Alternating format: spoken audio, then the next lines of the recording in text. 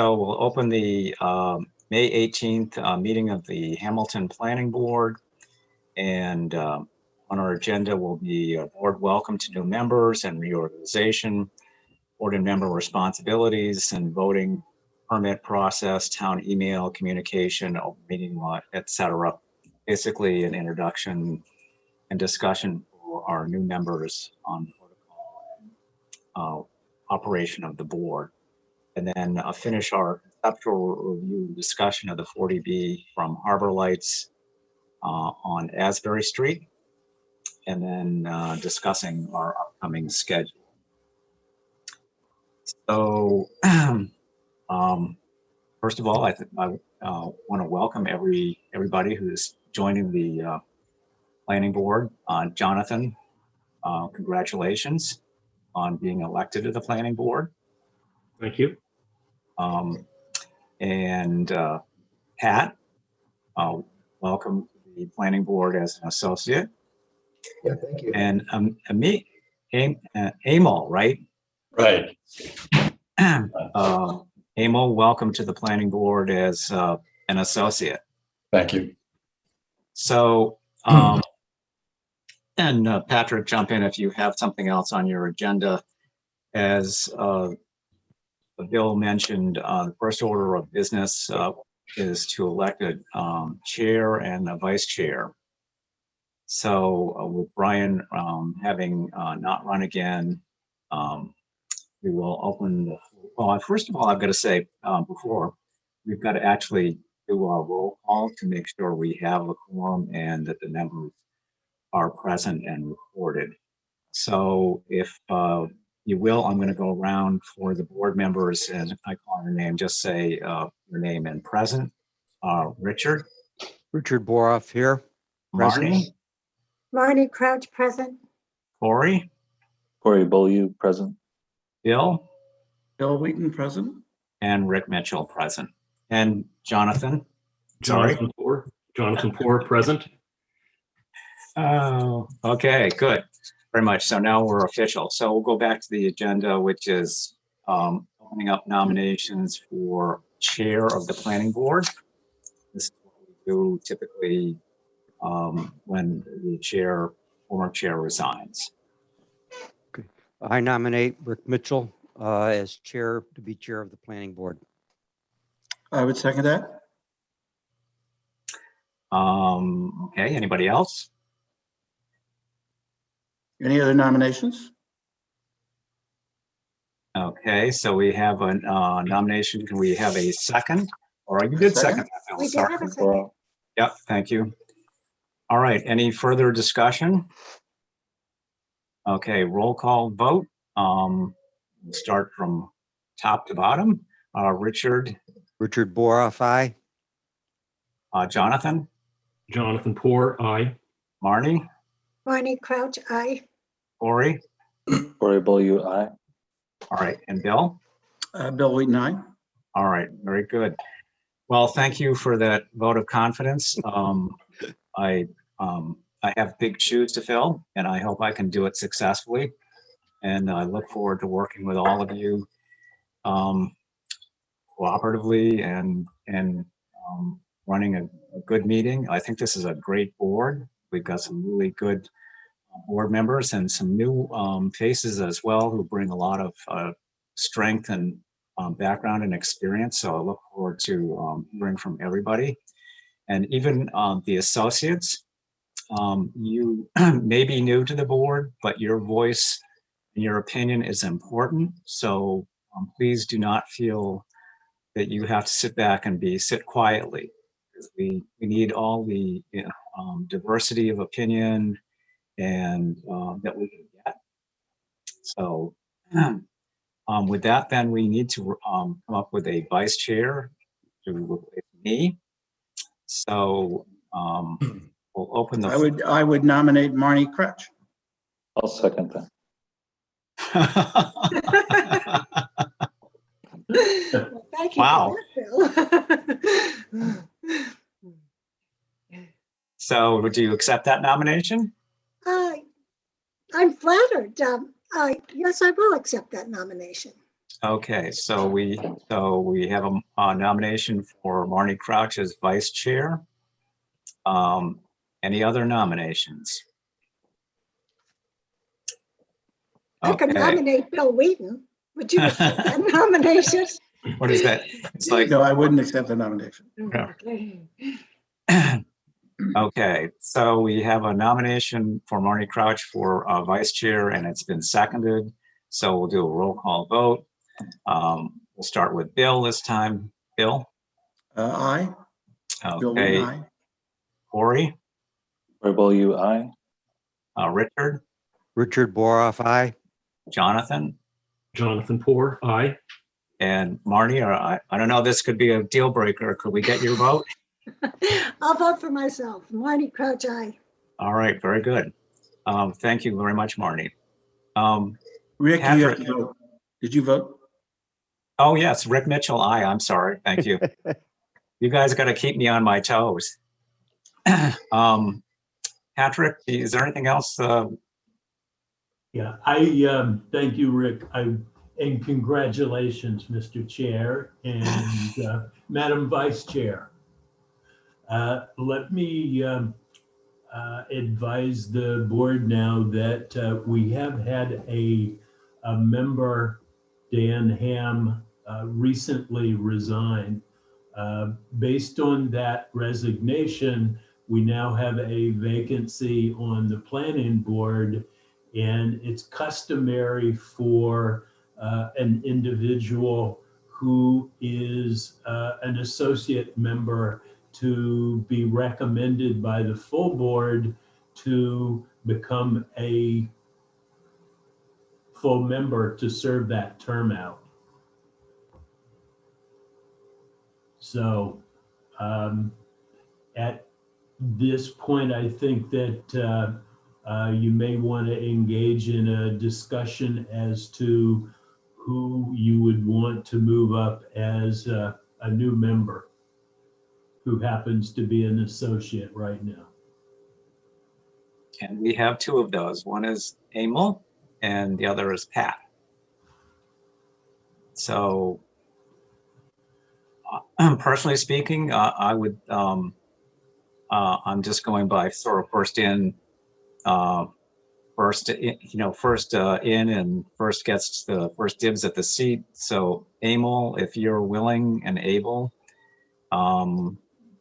then I would recommend that we recommend to the Board of Selectmen, who have to actually confirm this. But Pat, if you want to fight for this and jump in, feel free. I think I'll take my opportunity to learn a bit about how this works. Haven't been nominated as the associate yesterday, so. Okay, well, you're a veteran now. Rick, So I would support Emil. I guess that's right.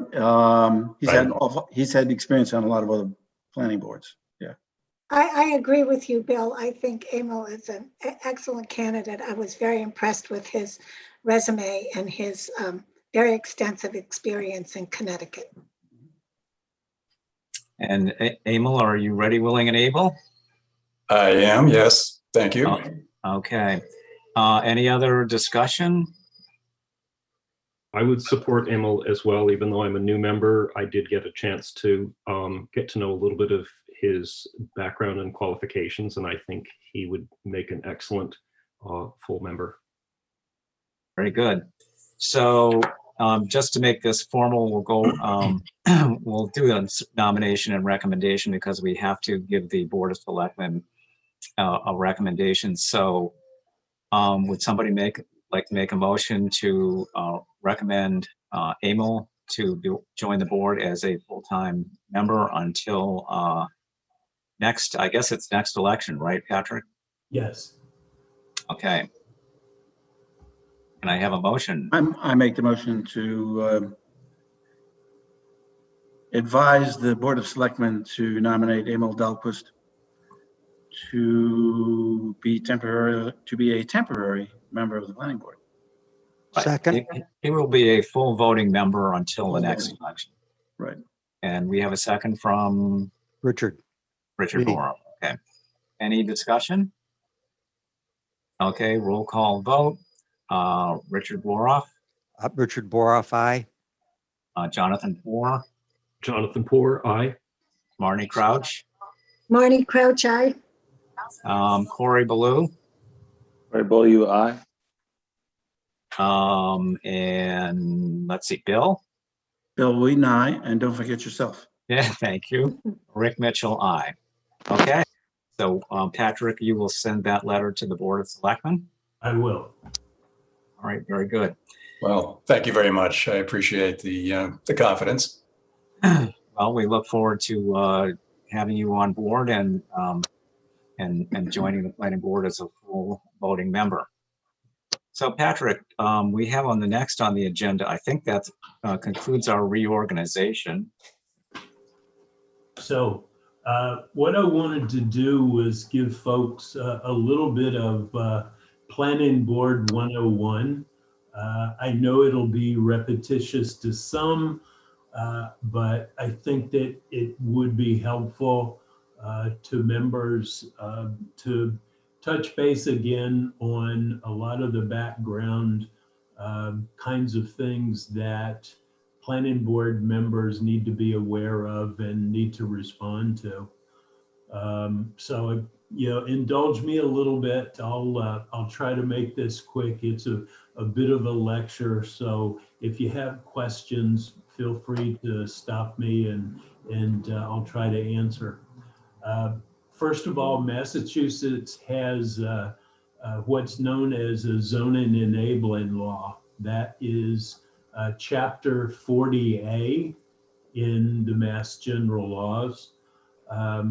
It allows for local zoning to take place in cities and towns. And that law enables local planning boards to act regarding master plans, regarding planning decisions, and let me name some of those. The planning board is made responsible to vote on subdivision approvals, approval not required approvals, to hold public hearings on the review, discussion, and creation of zoning bylaws. And Massachusetts is peculiar in one sense in that it's the only state in the country that allows for what's known as site plan review, which is administered by the planning board. And what's interesting about that is it's basically a physical review of projects, but the planning board is required to provide with either an approval or a set of conditions for that project, which allows that project to proceed so long as those conditions have been met. That happens to be part of the planning board's decision. The biggest misconception of what planning board's responsibilities are is that often the public thinks that planning boards have the ability to simply deny projects that they don't believe aesthetically or looks wise don't fit. The planning board has the responsibility to provide positive approvals and recommendations on projects so long as they meet the criteria that are set forth in the town's zoning bylaws. Those zoning bylaws are written by often planning board members, often attorneys, sometimes select people, and very often just members of the public suggest zoning changes to modify how the look of the community, best represents the vote in public. So that's an important thing to keep in mind. There is I guess you would call it a sister agency as part of the planning functions in town that's known as the Zoning Board of Appeals. Their responsibility is to determine and basically adjudicate requests for local zoning waivers, variances, and also address projects that have non-conforming structures or properties. As you might well imagine, Hamilton has a number of small subsized lots within its downtown and around the lakes and water bodies in town as well. So fairly often those properties, when owners want to improve them, those properties have to come to the Zoning Board of Appeals for a review of what's being proposed there. Let's see, another important thing, and the members in the audience here have been participating in it. That's another major responsibility of the Zoning Board of Appeals, is to be the permit granting authority for 40B projects. In our instance, we have a planning board and other boards that assist the Zoning Board of Appeals with reviews of 40B projects, basically in connection with the site plan characteristics, physical characteristics, and how the planning board thinks those kind of elements should best be designed and carried forward in a project. So a word about voting. Full members vote on all of those kinds of projects that come before the planning board. As I'd mentioned, the site plan review projects, subdivisions, approval not required A&R projects, stormwater management, special permits, and then special permits for senior housing projects as well. Full members sometimes don't have the full ability to make every single meeting. So when there's an instance that they cannot make all of those meetings, if associate members have been participating in that special permit process and the hearings that have been focusing on that application, those associate members then step up and have the ability, again, based in Mass General Law, to make a vote that allows for a full vote of the planning board. So they're basically a surrogate member to the full board when all of the members don't have the ability to make all of the meetings.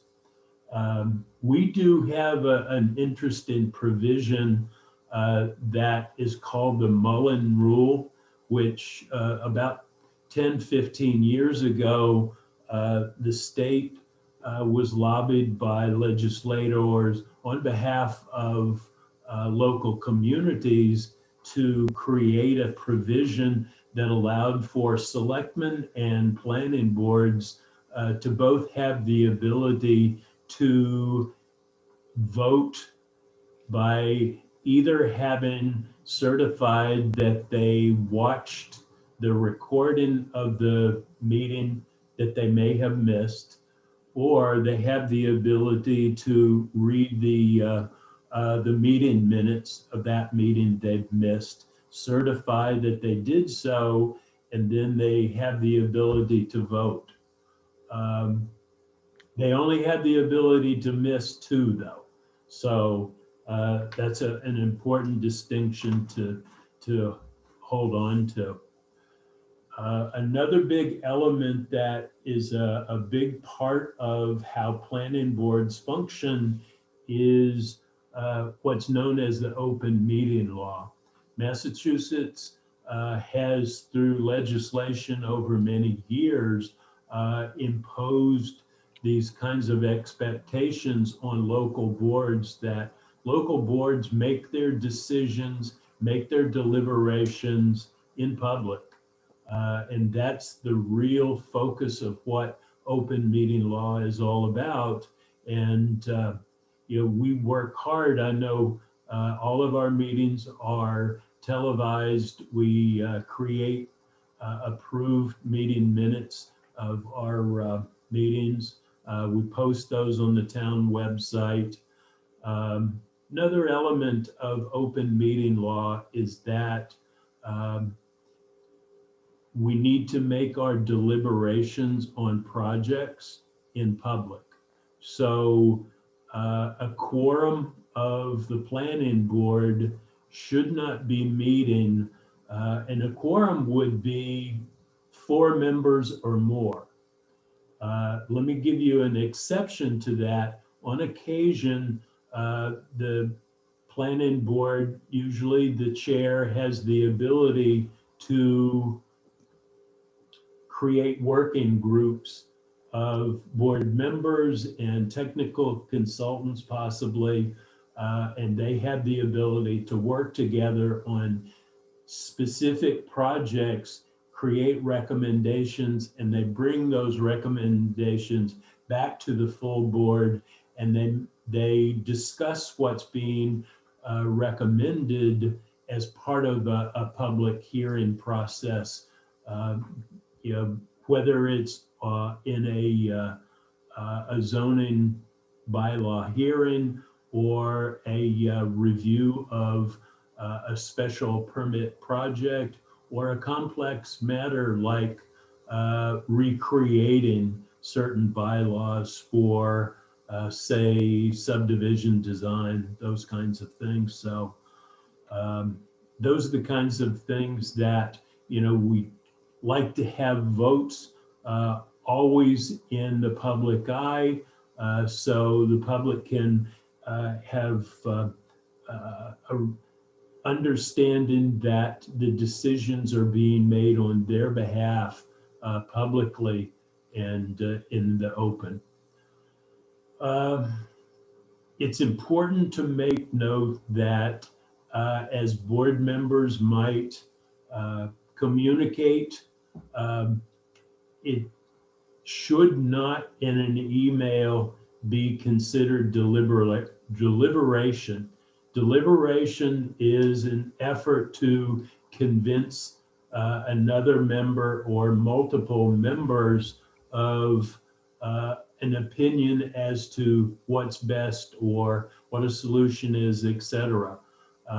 We don't want to be doing that unless it's in full public view. So I always recommend that email communications that take place from board members to the rest of the board come to me. Then I have the ability as a staff member, and I'm not a voting member of the planning board, I'm simply town staff. So I have the ability to provide that information that's come from one member or another to provide that to the rest of the board, and that does not create an open meeting law violation. So, that's a way to share information. Fairly often I'll send an informational email to people on the board, and it's important to not do a reply all, reply just to me.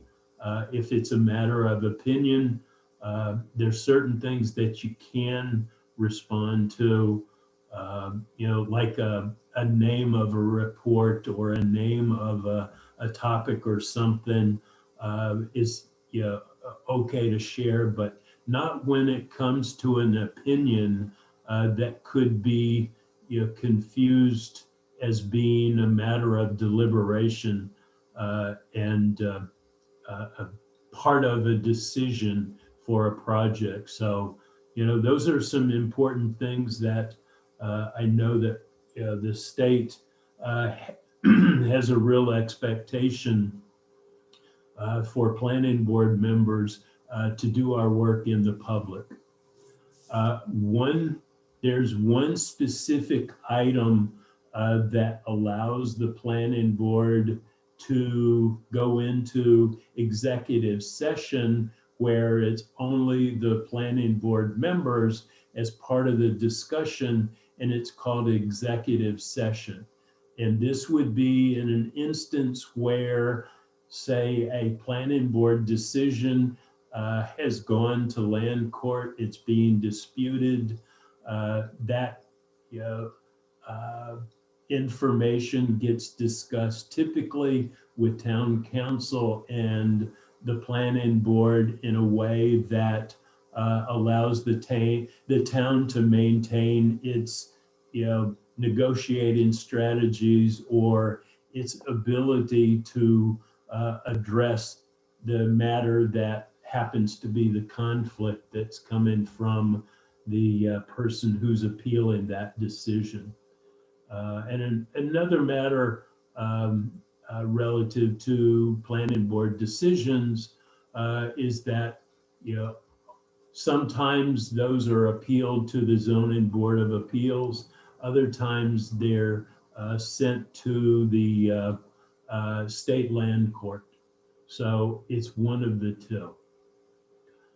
So I have sent out a document which was part of a webinar that the state did recently. I guess it was in January, and it's regarding the open meeting law. I've sent it to planning board members and associates this afternoon, so feel free to give that a read when you've got a convenient hour or two or three, because there's some detail there. But again, these are expectations that the state believes that every municipal planning board ought to satisfy. So I'll stop with my my little sermon. So any questions?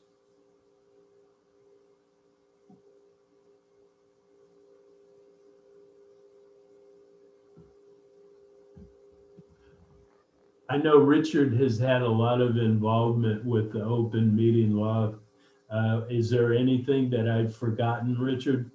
I don't think so, Patrick. You did a real good thing. And a lot of, if I added any, would be trivial.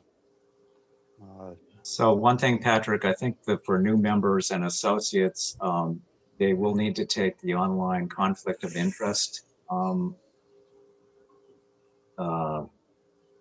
I want to call it a test, but it's a certification. Certification, right? Yeah. Don't we have to So- do that every year? I think it's every other year. Okay. It's every other And year. the town clerk keeps a record of that, Yep. and she advises the attorney general as to our compliance of our various boards. Yeah. And I think a lot of us just did that. And then we get a certificate online and print it out and give it to her. Right. She has a record of all that. True. Good. A lot to digest, but good to sort of lay the groundwork for the planning board and how we operate and the requirements for open communication and transparency.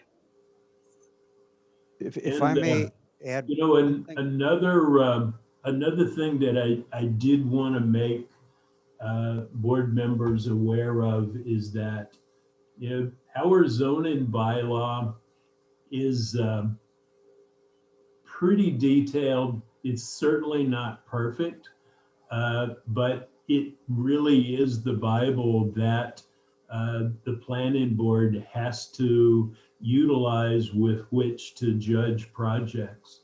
And, again, we don't have the ability to exceed it unless we're in situations where the particular project happens to be a special permit before the board. And then we have the ability to follow best practices, follow technical advisors that might be civil engineers, traffic engineers, design folks that provide us with a better approach than what we may have been utilizing otherwise. Yeah, and I think just in general for the new members, and I'm talking to myself as well, as when we're in reviewing various projects, no matter what they might be, is that we have to use those bylaws as the framework for making a decision. People will have their own opinions about whether a project is good, bad, or not, but we try and as hard as we can to use the facts to make a decision, and use the zoning bylaws as a guideline, as well as state and federal laws. We have had in the past members who had a hard time and were challenged by doing that. So part of my role will be to reinforce that what the limits of our authority are and what we can and cannot do. So I want to make sure that everybody understands that this is a land use planning board. We've had members come on and think, oh, planning board, shouldn't we be looking at town finances? And I'm going, no, that's not quite right. We have a FinCom that does that. We're a land use planning. So Patrick, I think we're going to be waiting for some period of time for Andrew DeFranza. Right. Andrew is going to meet us at 8 p.m. So why don't we talk a little bit about the summer schedule in board business? Did everybody get a copy of the summer schedule? It's on the bottom of the agenda. And well, the reason I bring that up is that on occasion, the planning board may want to take a month off, may want to take a 2-week period off. I just wanted to put it out there for the board for planning purposes.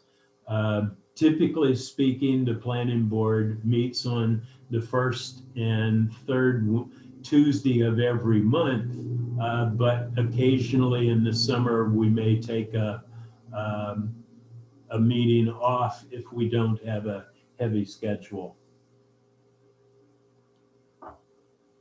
The other thing, Patrick, you were talking about the Mullen Rule and being able, not being able to, or not being able to miss meetings. Is it still appropriate for members who may not be physically present to attend by phone, or in this case, I don't know if we're going to be using Zoom to broadcast meetings? I know in the past that's been allowed. Yeah, it has been allowed, and it certainly was accommodated during the COVID period, and likely will be until early June, as I understand it. The governor, I'm told, is going to be making some recommendations regarding full public meetings. that we may want to have the ability to start those back beginning in middle of June. June 15th.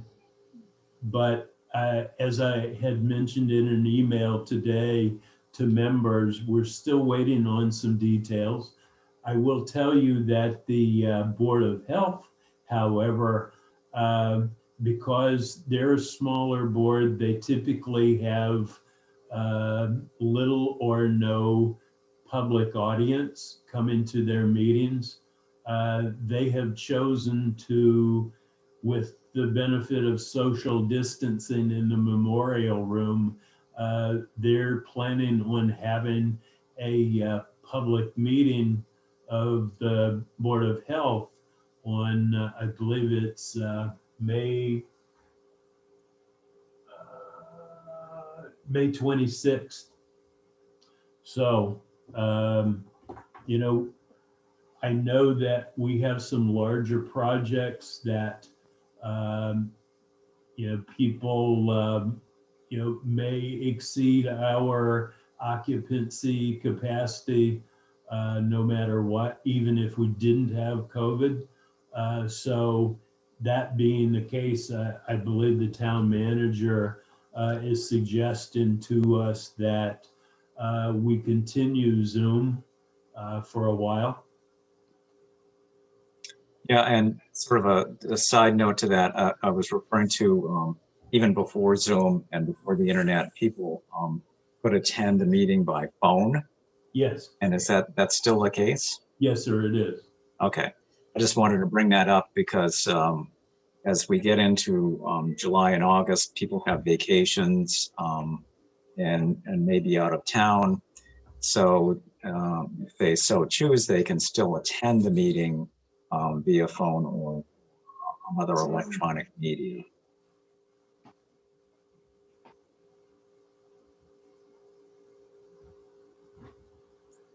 So do you want to go through the schedule? How would you like to proceed? Yeah, you know, I think that would probably be useful.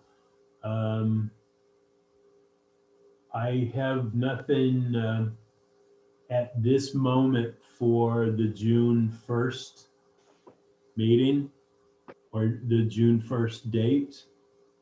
I do anticipate the 133 Essex project to come in either late June or early July. I'm not sure which one yet.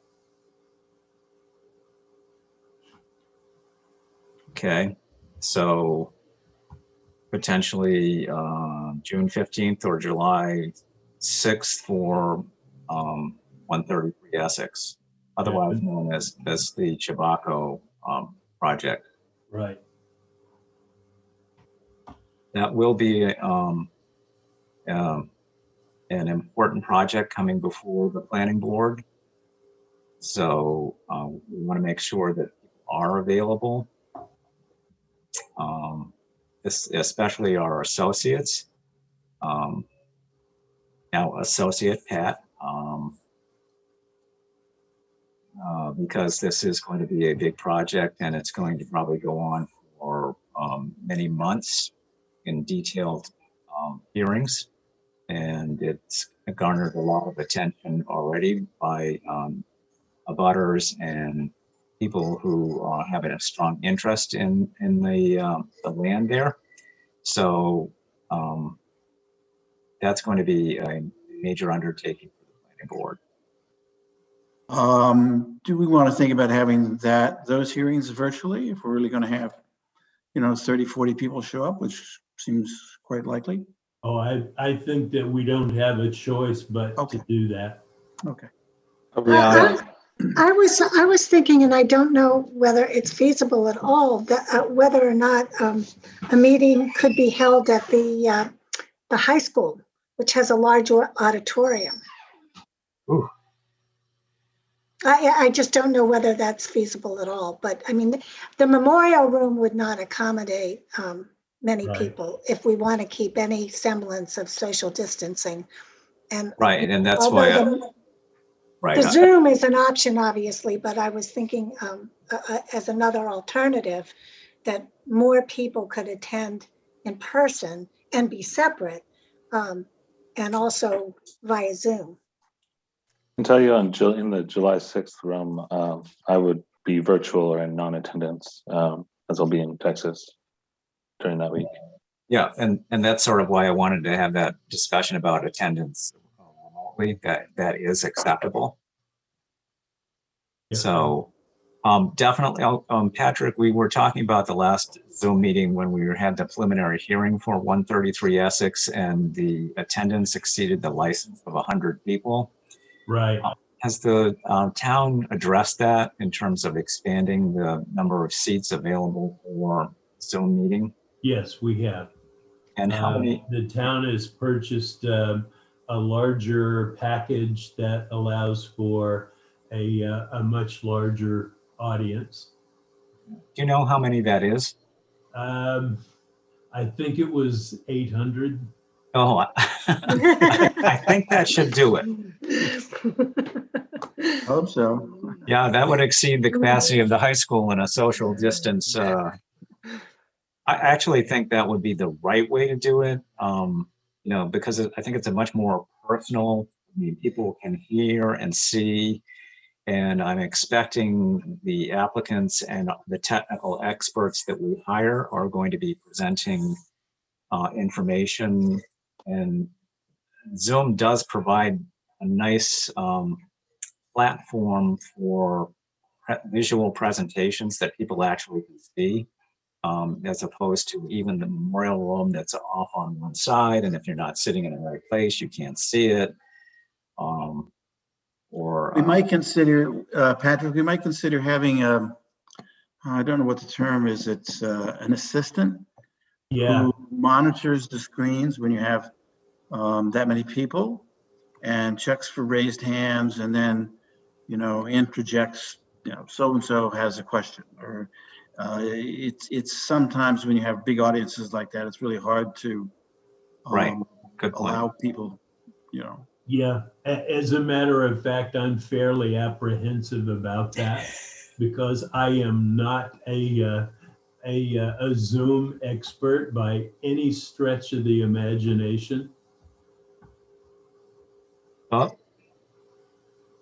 I wouldn't mind taking on that responsibility if it is something that you guys feel we should be doing.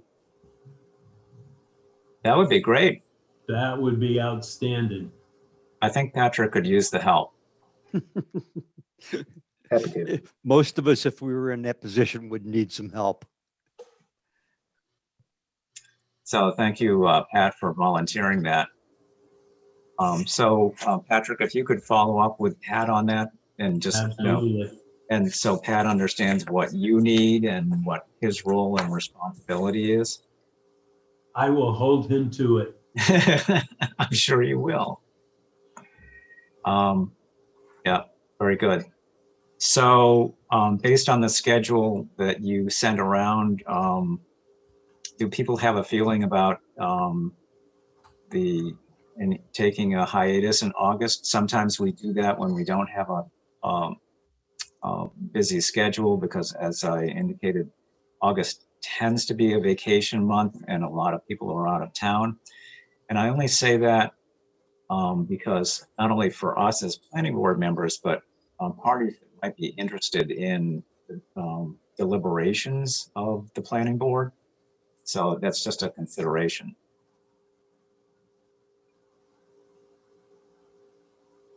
Yeah, I would concur with that. I think, my experience is that August is a great time to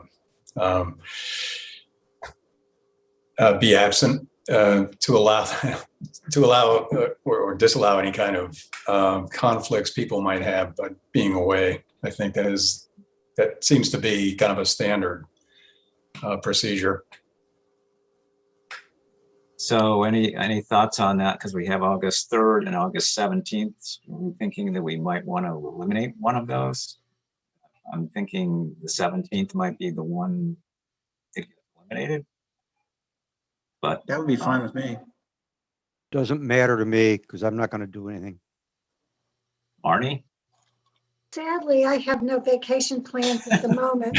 I hope that Will. changes. And if we use the 17th, I'll use that date as a consideration in trying to schedule something. So I have no problem with that if no one else, unless someone else has a problem. Jonathan? It has no effect on me. Corey? I'm here, so.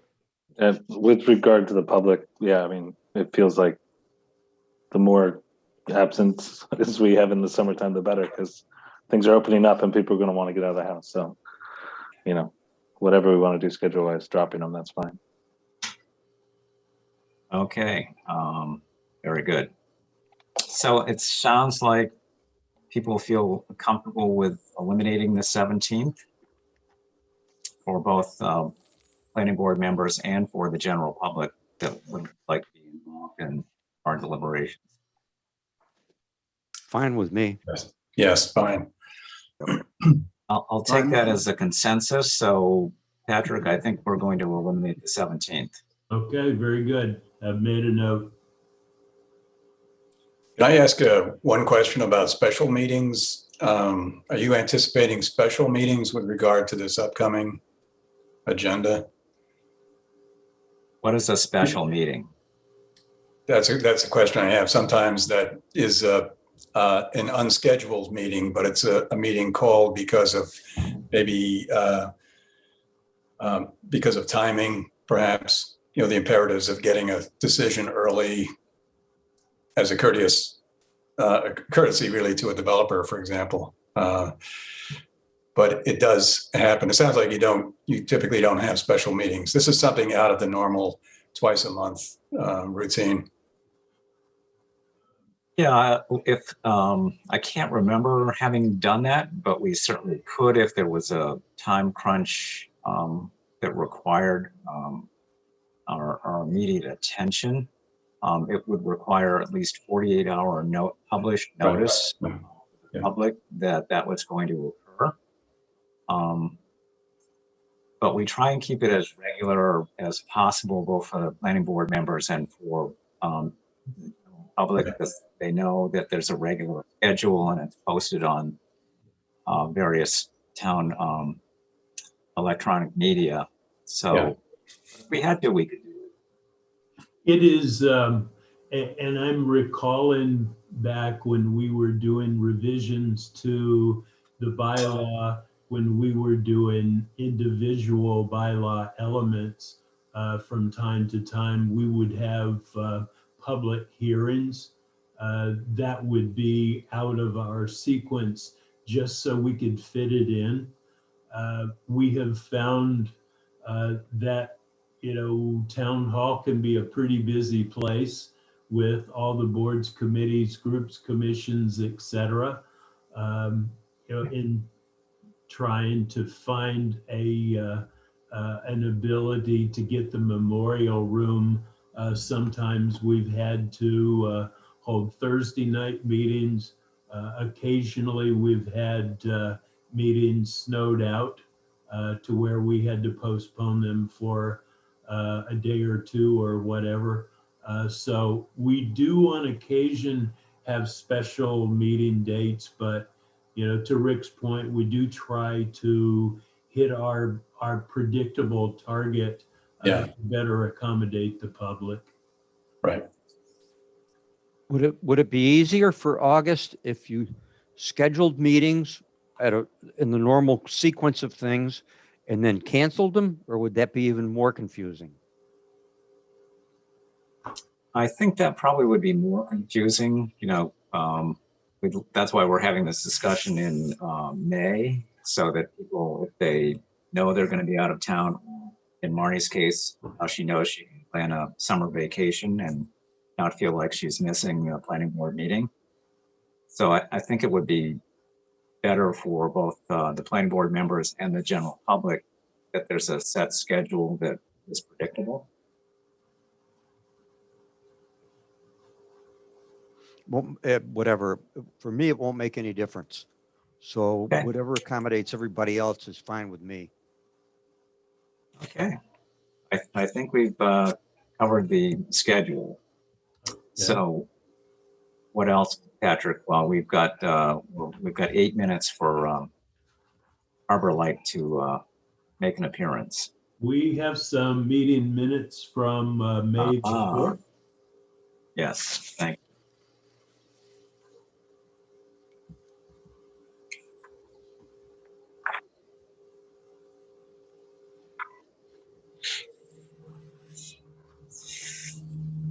And I do have comments on it.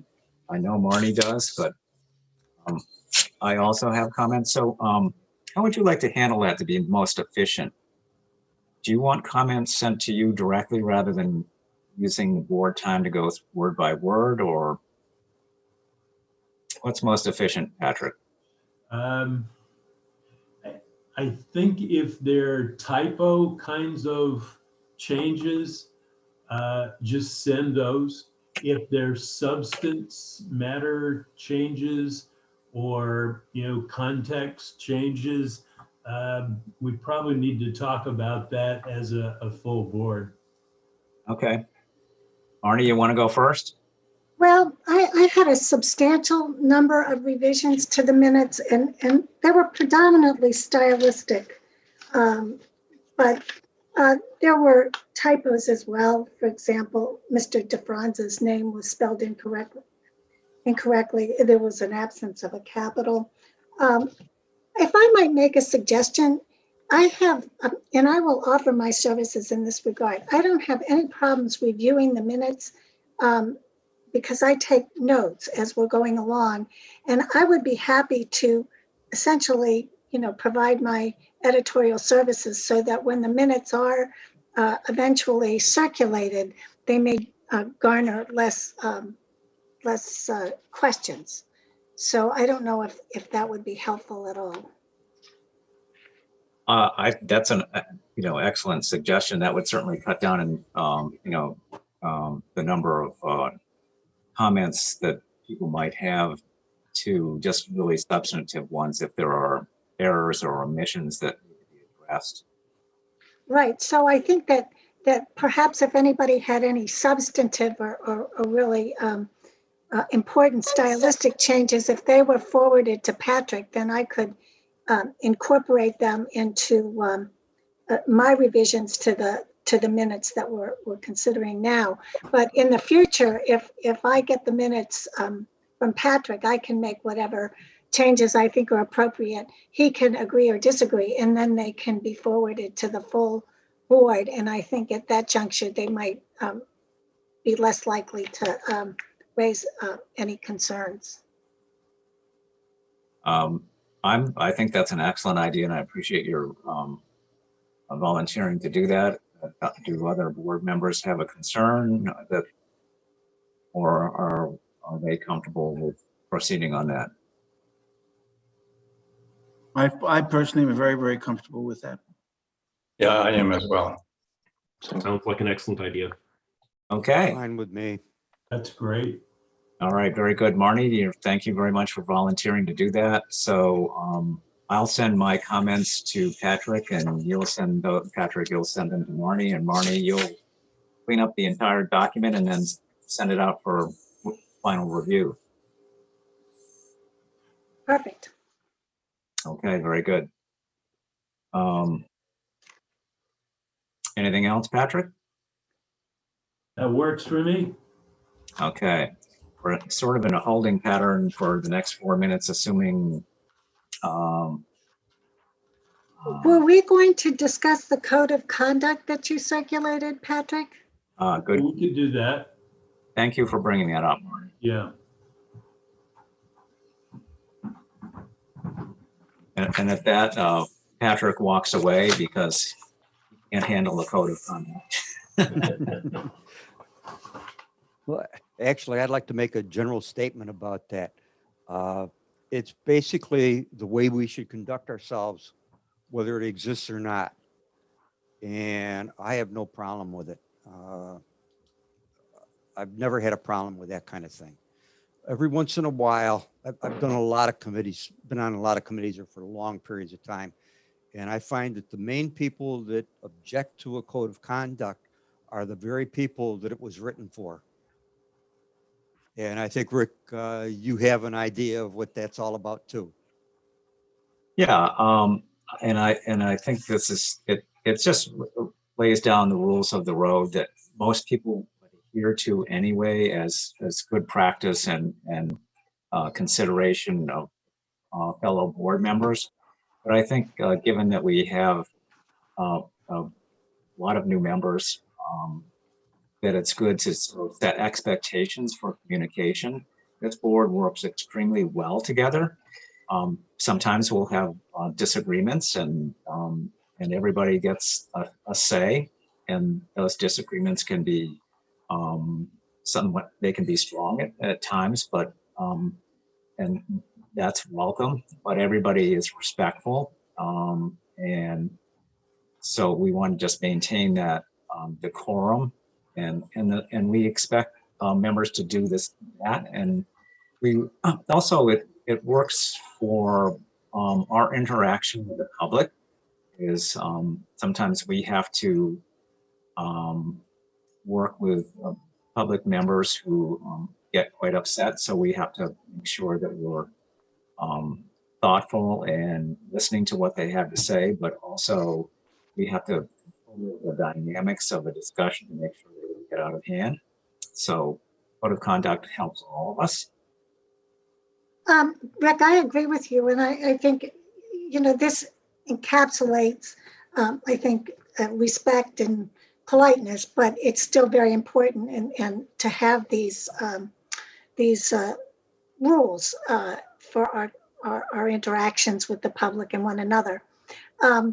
I again, as a result of my years of training, I had a number of stylistic comments, and I'll be happy to share them with Patrick. But I did have a question about the paragraph H, 1H on page 1.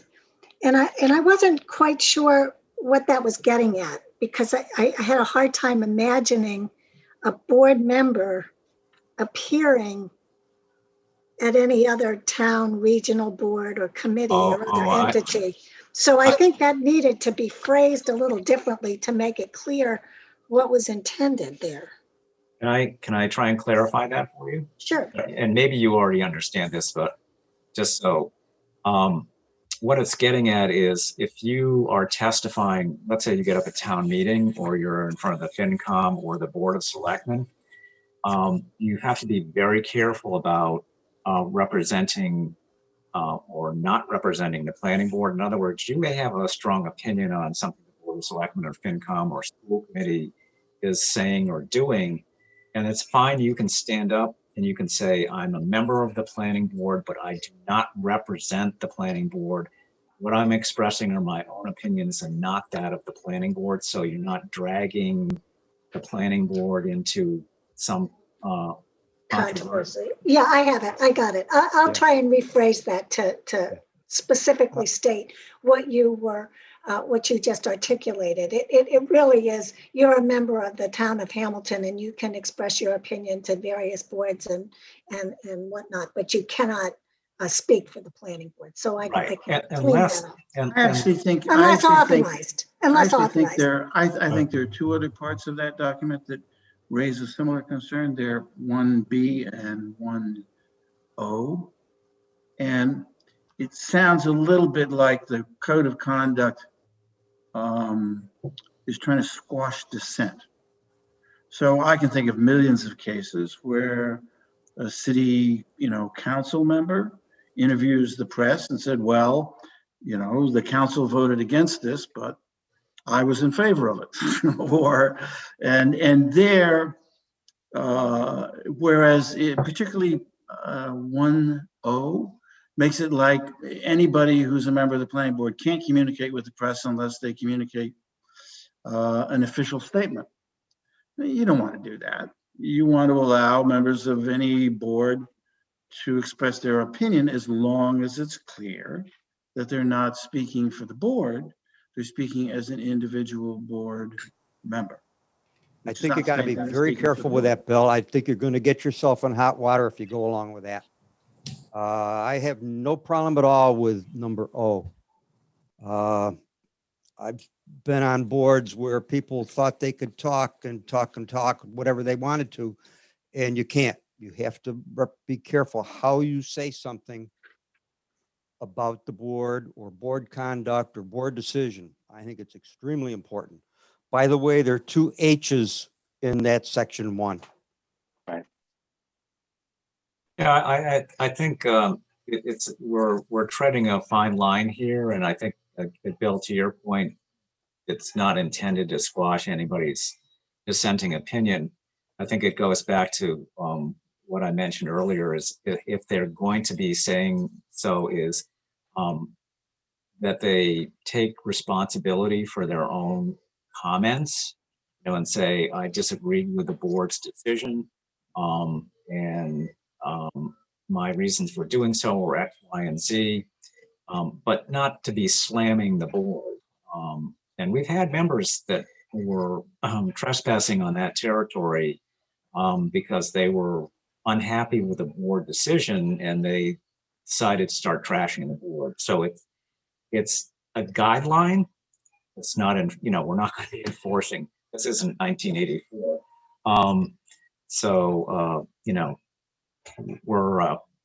We're just laying these out, but if Marnie can reword those so they don't sound so all-encompassing, that would be great. I'll try and rework that. I think I can. I would be I happy think with I that, can. Marnie. Just, I think something that allows board members to speak to the press or to other people as individuals, not for the board. Right. Yeah. I think you need to be real careful with that if you're going to say something. The best thing is normally to have 2 or 3 people that would speak. The primary 2 people would be the board chair and Patrick. And the rest of us need to not say anything if we're approached with reporters or state officials, because we may get something wrong and not realize it. And the 2 people that will know what to say are those 2 people. And that should be it. They should be the sole contact with state officials or reporters, especially reporters. Well, let me try to rework this, because we do have a First Amendment right here at stake. Yes. You have a what? I was gonna I say, think the Constitution trumps the No, the I don't planning agree board with you, code of Marnie. conduct. I don't agree with you at all. All right. well, Because I've been around a Richard, long the time and I've seen Supreme, the problems. Supreme Court, I mean, if the board is unanimous about something, then there is no disagreement, but the Supreme Court all the time says, that I dissented, and here's why. Okay. And, Well, as you can see, this is a wonderful example of, of board members expressing their opinion. So I think, Marnie, if you could take the comments that you've heard and then rework the document to make it more. And I certainly appreciate what Richard is saying, because and in part, I think it gets to your point, Rick, that it's one thing to say, I respectfully disagree with other board members. It's another thing to say, I can't believe how stupid they were in making that decision. Well, I'm rather jaded because when I first got on the board, there was a problem with some board members saying things that they shouldn't have said, and it caused a lot of problems. Well, I was there as well. So Yeah, anyway, I think we should move on. We've got Andrew DeFranza with us. So Marty will take a shot at reworking that and then send it to Patrick. Patrick will reissue it and we can fine tune it to the point where we're comfortable with it. I feel happy with that, because Marnie's a lawyer. She'll know Yeah, what yeah. is or No, is not. Right. This A is what violation of the First Amendment. right. This is what makes this a great board. We've got engineers, attorneys, professors, graphic artists. I don't know what else. idiots like me. And just normal people like Richard. Okay, so without further ado, I think, Patrick, do you want to take us off on to Andrew DeFranza? Yeah, real quickly, I just wanted to remind people why we brought Andrew back tonight. As you'll recall, at our last meeting, we did have Andrew present the project. I did make people aware that I would be listing together a group of concerns that I'm recommending to the planning board that we advance to the zoning board of appeals as part of their review. I've sent out a document. It's a draft document to the board on the 14th. That's basically a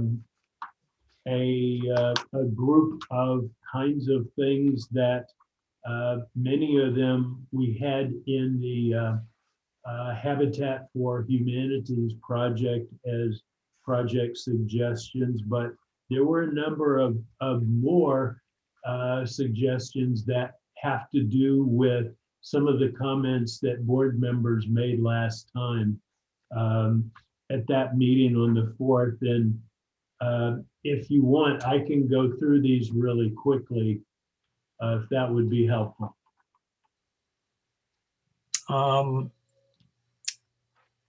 Do you want to,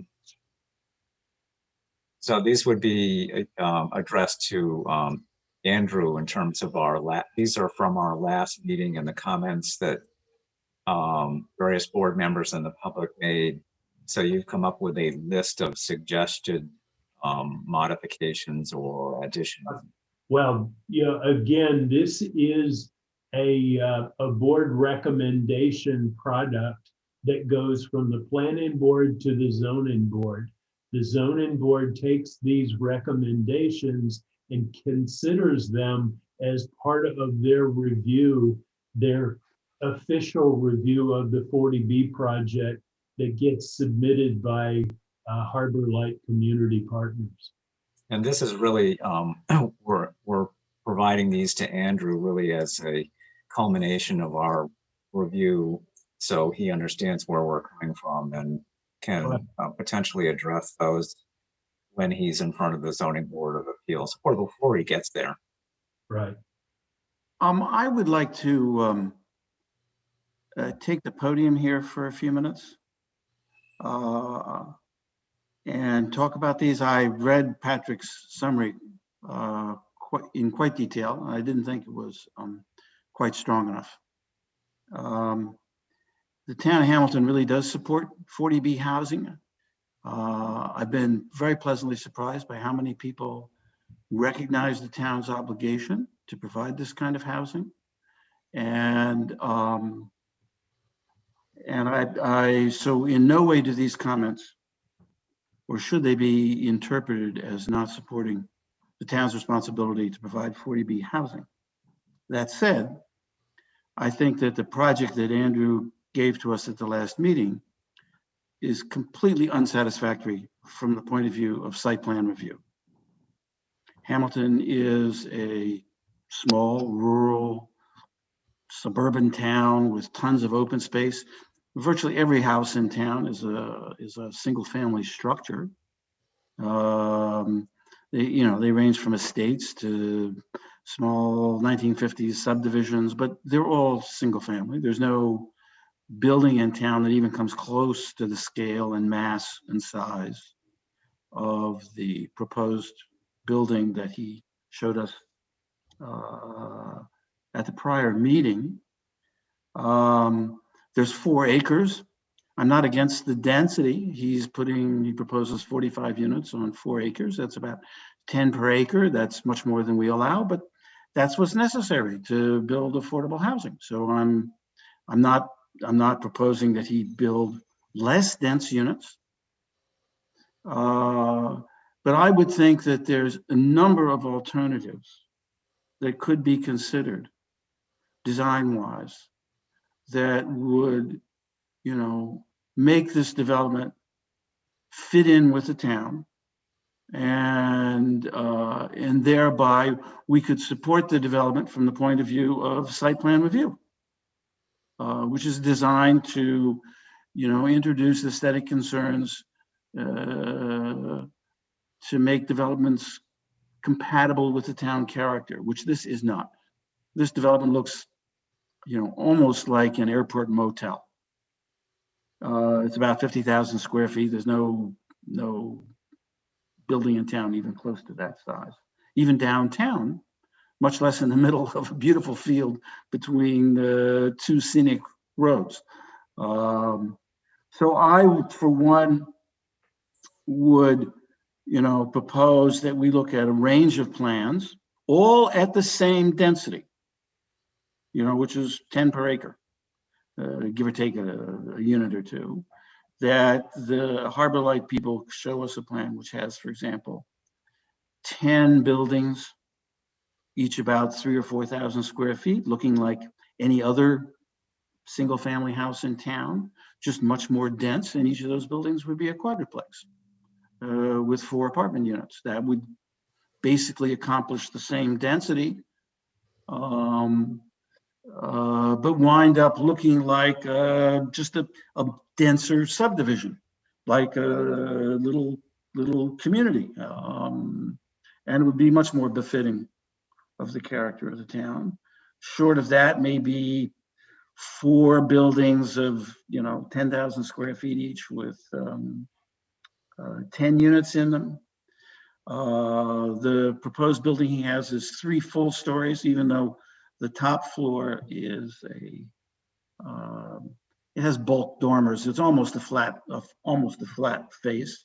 So I would love to see this lowered to 1 or 2 stories with a regular roof. So again, it looks like just a set of houses. And I'm particularly pushed in this direction because if we look across the road, the week before, we have Habitat make a proposal that basically does just that. It's there's only 1 acre or acre and a half of buildable land there, and they propose putting 10 units on it. So it's almost, not quite, but almost the same density, 10 per acre, 10 per buildable acre. And what they have is 5 duplexes. Each of those units is 2,000 square feet. And there's, an apartment on each floor, I presume. I don't think they're vertically divided. And I don't see why he can't just expand that concept, go to 4 units in a 3,000 square foot building. It's a very common size house throughout town. And 4 acres is plenty to, create a development looking much more like other developments in town. And I would think that our responsibility under site plan review is to explore these possibilities, and not just take this building, which I personally find looks like an airport motel. And I think the economics of that is perfectly reasonable. We're not saying he has to lower the density. Single family housing is actually the cheapest housing to build, as opposed to garden apartments, higher density housing. So I don't think this would increase his costs. The density is the same, so the land cost is per unit is the same. But I think my own view is that would be much more befitting with the town character, and that's what site plan review is about. Okay, I've said my piece. Thank you, Bill. Just a clarification, and this is not to disagree with your points, Bill, but especially for the new members. We're not doing a site plan review because site plan review is specific to a zoning application that's in front of the board. This is an advisory opinion where we're reviewing that and then making specific recommendations to the zoning board of appeals. We can certainly make the kinds of recommendations that you're discussing, Bill, and Andrew might want to respond to those. Let me raise one point. Patrick suggested to me that site plan review is never a power of the board that allows us to turn down developments, but it is a power of the board that allows us to mold them. Condition. And That's fully what I have in mind here. And I think, Patrick, do we have the ability to make recommendations like that under site plan review? Because this is not a site plan review application, which that's the key element. This is Okay. a 40B project that is, it doesn't fit the category of what you want it to.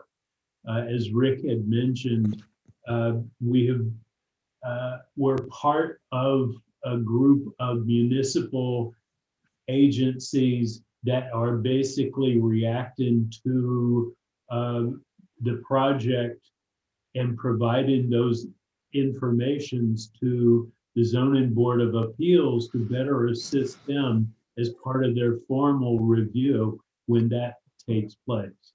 So this is not a site plan review because it doesn't have that formal application to us, nor does a 40B project fit that parameter.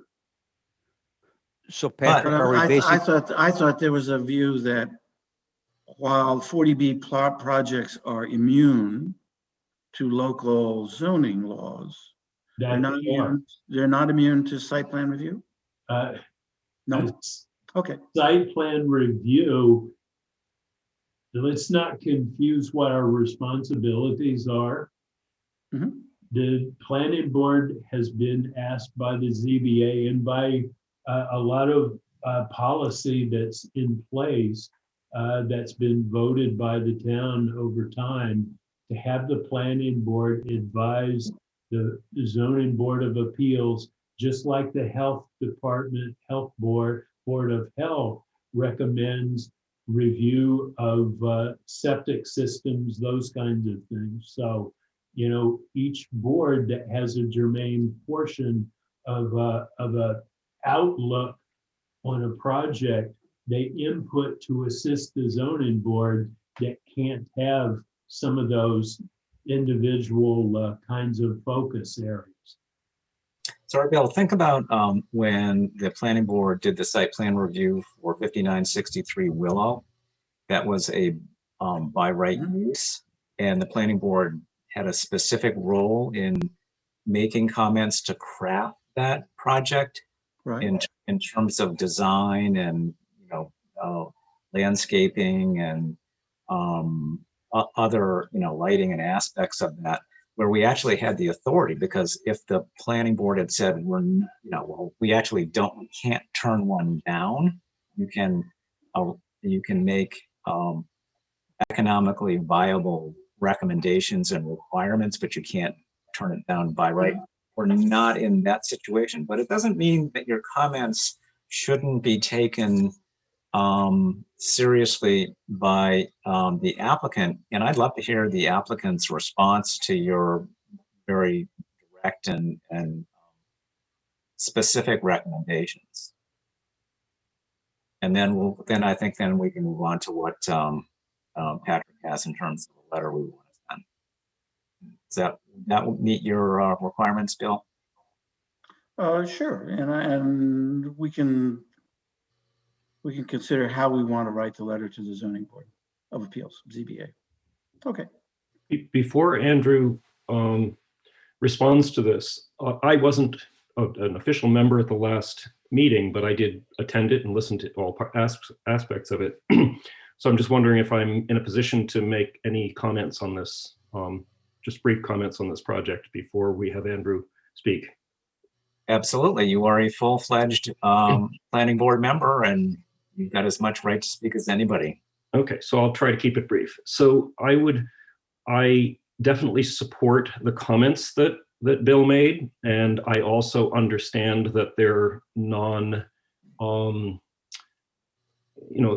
they're not jurisdictional comments. They color the review process, we'll say. And what I'd like to also add that I feel didn't get in the draft comments was, I don't remember who said it, but topographically, that is the highest point around, and the building is placed on the highest portion of that high point. And it also is surrounded by deciduous trees. So much of the year, those trees will be barren. And in addition, if you look carefully at how it's sited, the fire lane is pretty much against the drip line of the trees that are the primary buffer. So I would say that looking at the specific context of where that's sited and how it's sited and the topography of it, I think is important to look at. And I would urge that Andrew look at it thoughtfully and that the zoning board look at it thoughtfully. That's all. Okay. Anybody else have a comment before we turn it over to Andrew? Andrew, you've got the stage. It's great. Nice to see everybody. And Mr. Poor, it's nice to meet you, though your name is familiar to me. So I feel like we have met in a previous iteration of a Hamilton experience. Is that right? That is right. Thought so. Architect. You're an architect, right? Yes. Yes. Okay. Just making sure my mental Rolodex was intact. Yeah. So nice to see everybody. And thank you to Bill Wheaton for the commentary. I think I can respond to the general comments. And I've seen the other feedback. I think what I could say on two things that are worth it, probably contextually, is that the location as it currently was in the previous iteration was largely driven by the soil testing concerns and the wastewater. So the reason it ended up there is that we thought it was the best, or the engineers thought it was the best spot as it relates to the soils, which had been done. So we've spent most of the energy in the intervening time since the last time we were fortunate enough to meet on trying to see if we could make a rotation, which a number of people had asked for, of the building to the opposite corner, and seeing if we could manage the question of height, which, Bill, I think was some of your comment last time. So if we could come down and rotate. So most of our time has been spent on that.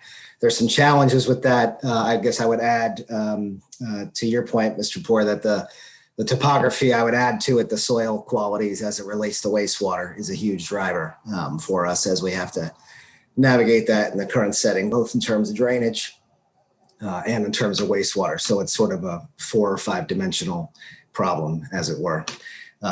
So we are looking seriously at a couple different variations to see if we can draw the height down, and if we can't turn the building so it's sort of off the Canterbrook side and to the opposite corner. The question about most of, I think, Bill, your commentary around volume of buildings relative to size, I don't know whether you could do, at first blush, I would say it seems unlikely that we would or could do 10 4-unit buildings, but to your point, it may be technically possible.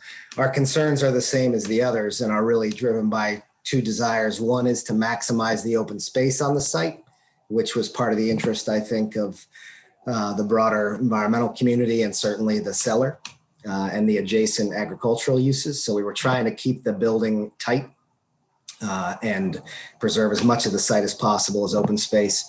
Folks may recall we kept 60% of the site open, both for drainage and wastewater purposes, but also just general concerns, environmental concerns. So that was one driver. And the other driver, again, is the question of infrastructure around wastewater. So I do have some other concerns about multiple buildings related to operations in terms of how they function for the people who live there, particularly around safety infrastructure like sprinkler systems and ADA access, but those would be different kinds of items. So I think I'd say if it's possible to change the design in a way that made folks feel better about it, we're open to that. We're not overly keen on multiple buildings as it diminishes our elevator capacity and operations. I know I spoke with at least one neighbor, interestingly enough, who did not want multiple buildings. So at some level, what I don't want to end up with is sort of in the middle of navigating if some people want them and some people don't want them. But we do want to be sensitive to what's sort of the highest aggregate opinion of the neighbors as to what they prefer and what's technically viable. So if it's technically viable and people prefer it, and there's a way to do it, I appreciate your commentary around the density, Bill, which is a huge question. If that's maintained and there's a way to do something different, we're open to that. But I don't know if it's possible to do or how many iterations of buildings it would be possible to do. Excuse me. And if in fact everybody would like or not like that. So that will be my quick opinion. Rick, are you the chair now with Brian is gone? I just want to make sure I'm referring to whoever is the chairperson at this point. Yes, yes, sir. Lucky you. There you go. May I offer a quick suggestion in response, Andrew, to what you were just saying? Just a creative suggestion. I hear your challenges around the elevator and soils and whatnot. And I'm wondering if an alternative to that would be still allowing an elevator to serve, one principal building, but if you articulate the roof line so that it accommodates circulation, but not entire units stacking one against the other, against the other, against the other, you focus on what the elevator connection, hallway connections need to be. You could definitely articulate the roofs and do a lot to break up that mass and get it more in the character of in the neighborhood. And I'm sure you have a good architect at your disposal. I'm betting that they could be pretty creative about that. There's a creative suggestion. Is it okay to respond directly, Rick? How do you want to? Absolutely. This is an open forum. Yeah, I think it's a good idea, John. I think that's that kind of stuff is imminently possible. As you might imagine, our core drivers were: are we going to be able to comply with the Board of Health requirements, and can we get this shorter? Those were sort of the two things. So, of course, the challenge with the height is as it comes down, it goes out. So one of the things we're looking at now, because of the slope of the topography, is whether or not we couldn't push out a unit or a section of units to the rear, essentially away from Asbury, that take advantage of the drop off there, essentially add a layer that's down lower. So that wouldn't contribute to the height on either the Canterbrook side or the Asbury side, but would pick up some of the density volume and enable the building to come down some. I think also last time Bill mentioned, which I think is a good idea, trying to manipulate the roof line, maybe perhaps more in a facade mansard style. So it looks like it's, if you could get to 2 stories and the second story could be in the roof, it would certainly bring down the height and the appearance quite a bit. And if you could add to that some breaks in the linear massing, which is I think where you're going, Jonathan, then that's also a possibility. So we're open to any of that. Let me make one other thought here, which is that the preservation of portions of the 4-acre site for open space is probably not really a priority, given that the project is completely surrounded by dozens of acres of open space. Yep. And maybe having play area and other kinds of useful open space is important. But preserving open space in that particular site, in that context, once you're surrounded by agricultural fields, is probably not as important as so that if the building has to spread out and use up some of that space, then then that's probably a reasonable thing to try. Yeah, and it might be to that point, Bill. It wouldn't be bad for us if the planning board, or it would be helpful, I guess I should say, if that's the view of the board, if you want to put that in the letter that you would rather have less open space and less height, then that gives me some space to say, this is the feedback we got from the planning board. So we're coming back with version B or C or D, that accommodates concerns. So this is wider but lower. In the event that somebody else says, I want you to preserve more of the space on the site, which invariably is likely.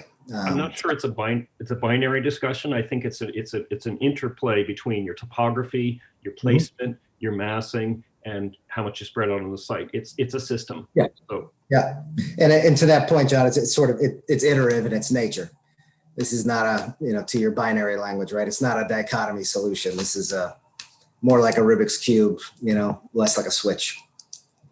This is definitely something where if we had 2 or 3 alternatives representing perhaps extremes in front of us, then at a meeting, we can show them to, abutters and neighbors and get their impression about what would be most preferable, at least in terms of their sense of impact.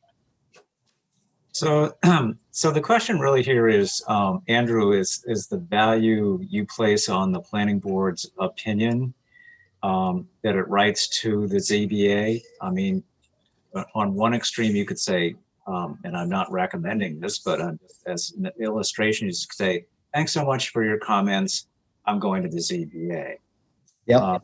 Or you could say, I believe this really needs to be more refined, and I'm really looking forward to the planning board's support for the design of this project. I mean, you've heard the comments. I'm generally supportive of both Jonathan and Bill's comments. I think it needs to be less impactful visually and structurally, but it's up to you as to how much you want to engage with the planning board on this. Is that a question, Rick, or is that a? you? I'm deftly serving the ball back over into your court and waiting your response to say how you would like to move forward on this. Definitely, indeed. I hope they got that in the minutes.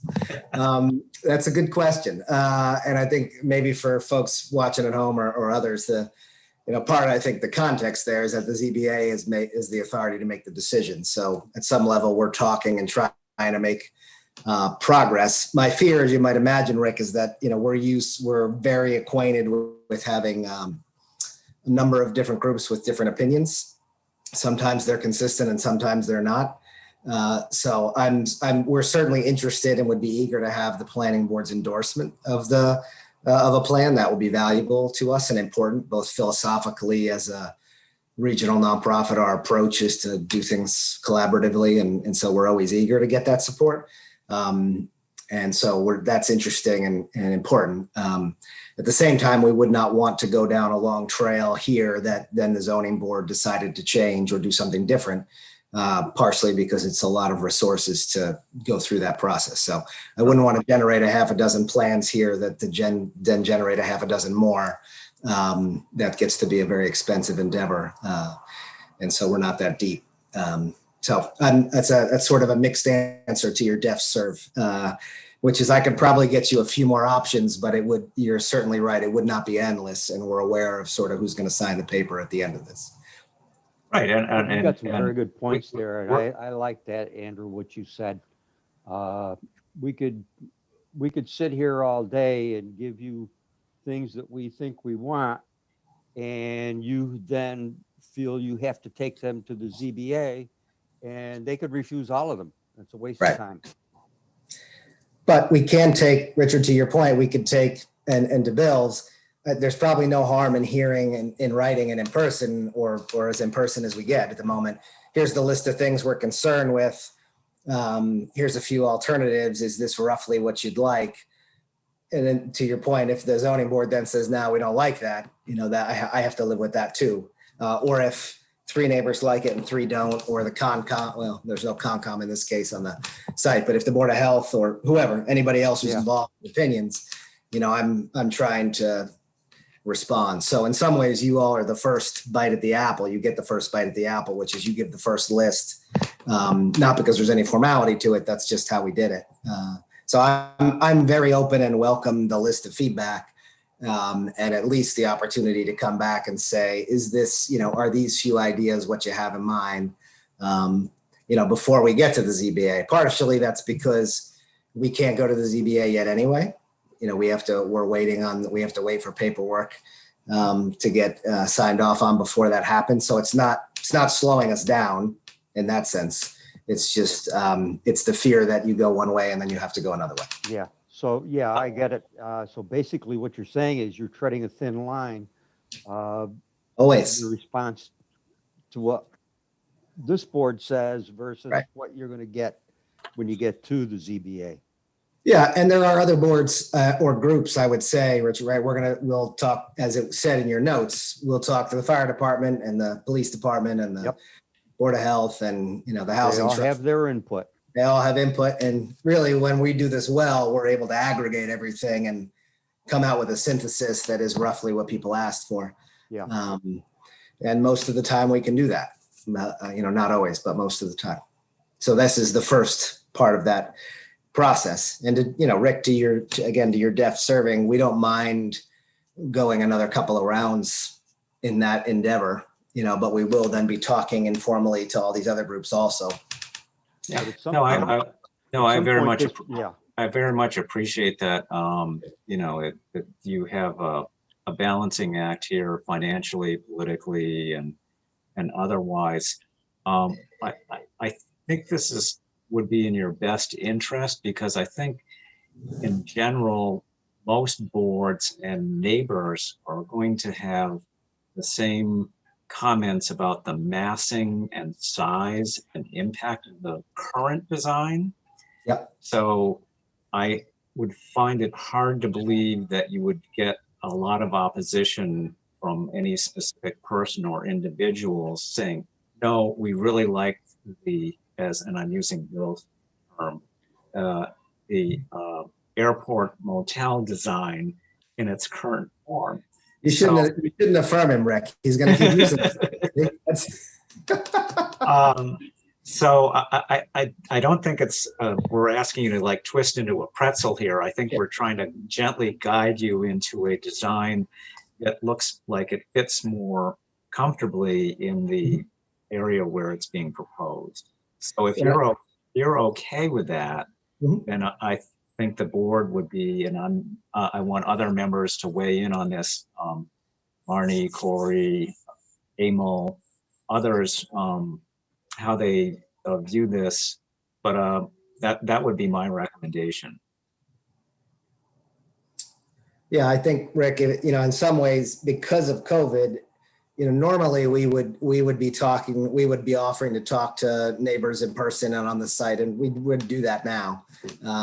It's a little awkward for folks, I think, in terms of comfort level. So in some ways, because you have this Zoom platform and it can reach the whole town through the cable access TV, this is a little bit like a first global vetting, Right. Which is useful, outside of sort of regardless of what board it is, it's a useful process for people to weigh in before it's formal, before the ZBA.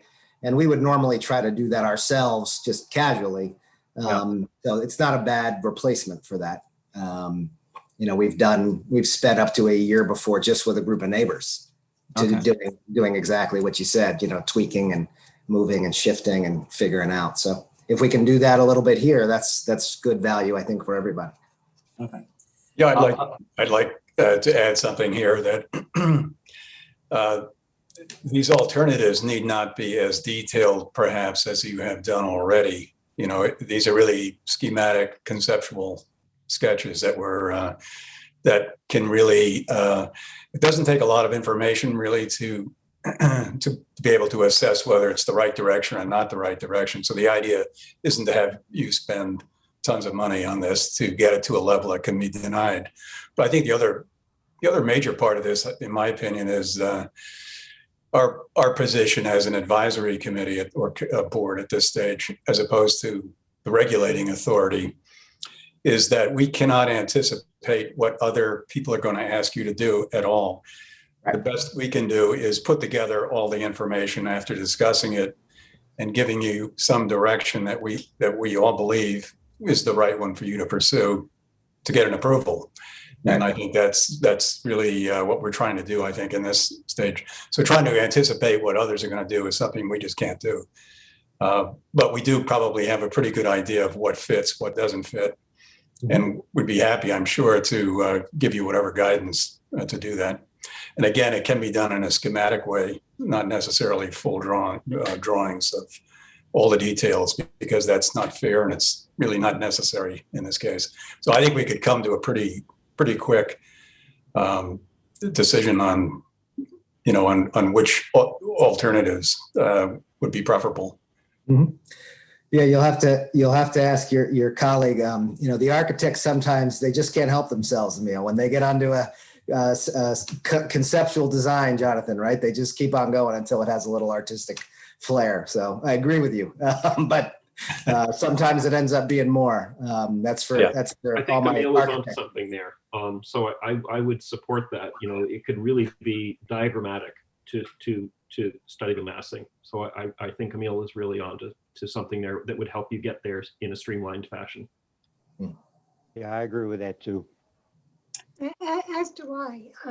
And I think it's important to give some consideration to that. And I also think that perhaps, having more units, more spread out, might be more appealing to the people who will eventually live there. And Bill's point about the open space is very well taken. I don't think that should be a driver in this particular circumstance where the project, the 4 acres is surrounded by agricultural land. So reorienting the buildings so that they face Asbury Street as opposed to backing up to it, I think has advantages and also allows more, I think, light because of the way the trees, the way it was originally oriented, it was backed up into the tree line. So by moving it essentially diagonally across the lot, I think it would make the buildings, particularly if there were more of them, sunnier and probably nicer to live in. Okay, any other board comments? We can certainly open it up for a brief comments by the public if you'd like. And we're going to, and Patrick, correct me, we can go through the list of our current recommendations, or we can wait until we see another design and have a complete set of recommendations. Suggest we wait and see, a couple of alternatives and before we Okay, set out a detailed, all right. I think that's the most efficient way to do it. yeah. Okay, any, Andrew, do you have an architect as part of Harbor Light? I do. An in-house person who can do this, or do you have to? No, I do have my senior project manager is an architect, but she doesn't draw for us. So Samasco and Verbiage is our architect. And so, yeah, we will pay for that out of pocket if that's your question. That's Kristen, right? Kristen is, yes, who I believe was one of your students, correct? Yes, she was. Yeah. She's the brains behind the operation. That's for sure. uh-oh. All right, so if there are any public comment, we'll be happy to take that, and if not, then we'll move on. All right, hearing none, then I actually did have, I just wanted to tap into the same could thing. you, for the record, could you identify yourself, name and address? Yes, I was about to. I'm sorry, but I was trying to unmute myself. As you were trying to close the meeting, I had prepared a small diagram. My name is Lydia Shidwowska, 450 Asbury Street, right across the street from this building. And I agree, and I'm so appreciative of Williams and Jonathan's comments today, especially, and everybody's comments today, but especially Williams, because he started this conversation, and I absolutely agree 100% with everything you had said, and I appreciate it. So I'm not going to repeat myself, but I wanted to share a little diagram that while I was, Sylvia, waiting for the for Andrew to arrive, I had been actually doodling a little bit, and I had prepared just a small diagram to demonstrate the heights a little bit. And I don't know exactly what the heights are because I haven't studied the plans or anything, but I just wanted to give you like a little visual. Do I have an ability to share screen? Yes, the multiple users is activated. Oh, okay, thank you. Okay, so so this is the screen, and this is actually my house right here. And I don't know if anybody's seeing that, but these are the front steps of the house. And this is sort of a person standing on the first floor in the living room. And this is the backyard here. There is a retaining wall in front of me and a little hill. And here's the street. And there's a person on the street walking, and there's a tree in front of it. And here it's the building, okay? And here's the building. So the building I drew, I don't know if I drew it correctly, but I'm just trying to imagine the scale.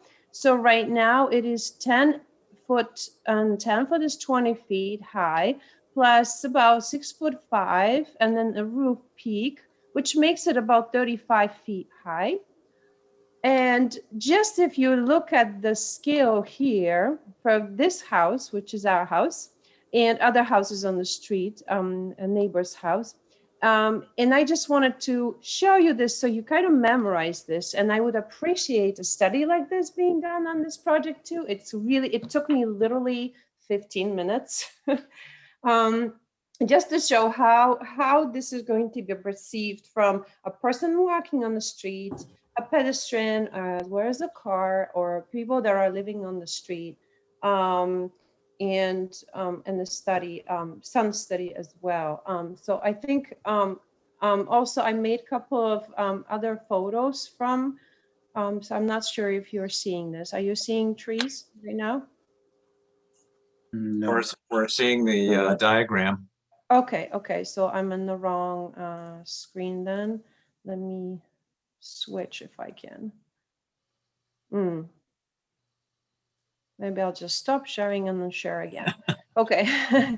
Okay, So this is just the window from living room, and see the trees over there. That will be one wall that we will see, one big wall, if according to the diagrams that I had seen before. Okay, so that's one, and I'll stop sharing and I'll reshare just the last picture.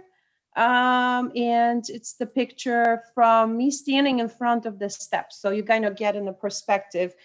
So the green tape here, as you can see on the street very far away, this is where my car can actually slide under it to get to the driveway. We were just protecting people from driving into the driveway because we were redoing it, so that's why I put the tape in there. And we would be just seeing, I mean, my point is that we would be seeing a huge wall. So I hope that this is the next iteration of the project will be a little bit more respectful to the neighbors. And that's all I really wanted to say, and thank you. I think that was very helpful. I think it goes to Jonathan's point about the particular location of this project being on a high mound of land with neighbors who, both the new neighbors at the development, as well as the neighbors on Asbury Street, are really below it, and it's going to have a big impact.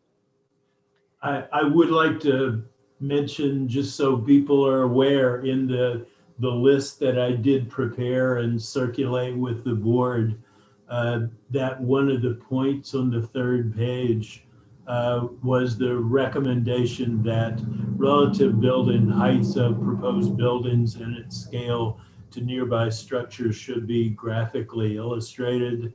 The board recommends that the applicant graphically depict the relationship of the proposed building with nearby abutting buildings, residences. Please prepare a scaled cross-sectional drawing using finished floor and estimated top roof elevations of nearby homes and proposed building floor elevations and rooftop elevations. So I do think that, we have been trying to be considerate with our points as I had prepared those and put those together in the draft. Yep, and thank you for putting that together. And thank you, Lydia, for a very nicely prepared graphic representation. I wish all our commenters came so well prepared. So unless there's another comment by the public, then I'd like to close this section of the meeting and move on. Yes, Leonard and Julia Rubin, 462 Asbury. Echo Lydia's comments. We live next door to them. Our house is not set quite as low as theirs is, but still lower than the highest point in the field where this is being proposed. And so I just want to point out that it's already been mentioned. how the field elevation drops as you move away from Asbury Street. That drops a full 20 feet, two-thirds of the 2/3 of the height of the proposed. So both because of height reasons and because of aesthetic reasons, in terms of, I hear these discussions of how the building could be reconfigured. To us, it's most important that it be moved as far away from Asbury Street as possible. Quite simple. As far away from Asbury Street as you can do it. Okay, thank you. Any other comments? All right, so I think hearing none, we'll move on to the next board business. Thank you, Andrew, for taking the time to listen to us. And any time frame that you could give us in coming back with some drawings. Yeah, I'll have to check with the architect and the engineer about drawing timings. It'll certainly be at least 2 weeks, but I would guess it'd be a little longer than that. Okay. No rush. Better to come back with a good product. All right, very good. Thank you, Andrew. Very good. Nice to see everybody. Good night. Thank you, Andrew.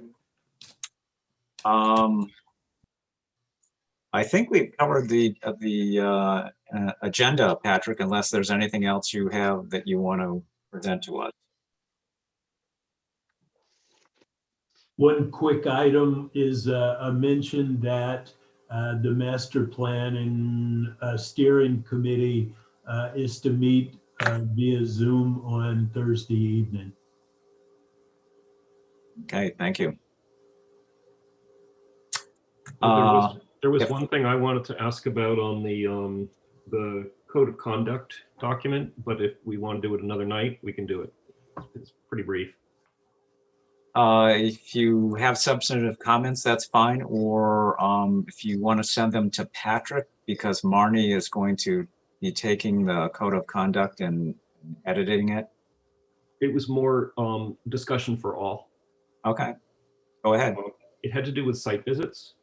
And what I wondered about is, has there been any kind of protocol or essentially any kind of suggested process for site visits? Especially, yes. Okay, so that would be my first question, and then whether it should in some form be sort of memorialized in the code of conduct.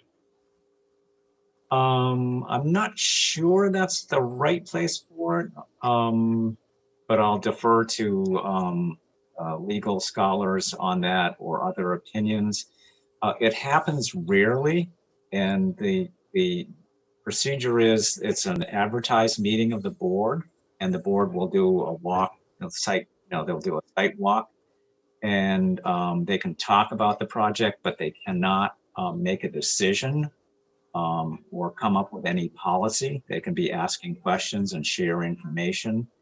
No decision can be made by that board at that time. It's purely an information gathering process so that they have a better, board members have a better sense of site and site conditions and how any kind of development might be impacting that site.